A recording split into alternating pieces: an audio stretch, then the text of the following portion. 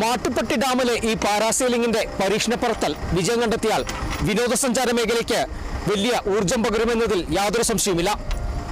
Cameraman AP രാജിക്കൊപ്പം Bineesh Antony, Kerala vision news, Idukki. Kollam കൊട്ടിയത്ത് വയോധികയുടെ മാല മോഷ്ടിച്ച പ്രതികളെ പോലീസ് പിടികൂടി. ബസ്സിൽ യാത്ര ചെയ്ത വയോധികയുടെ മാല ബസ്സിൽ വെച്ച് 3 തമിഴ്നാട് സ്വദേശികളായ യുവതികൾ മോഷ്ടിക്കുകയായിരുന്നു. കോടതിയിൽ ഹാജരാക്കിയ പ്രതികളെ റിമാൻഡ് ചെയ്തു.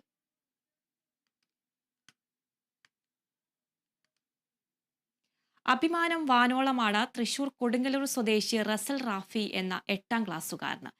ഇങ്ങ് കൊച്ചു കേരളത്തിലിരുന്ന് അങ്ങ് ആകാശത്തിന്റെ അനന്തതയിലുള്ള ശുഭാംശു ശുക്ലയുമായി സംവദിച്ച നിമിഷങ്ങൾ സമ്മാനിച്ച ആഹ്ലാദത്തിലാണ് ഈ വിദ്യാർത്ഥി.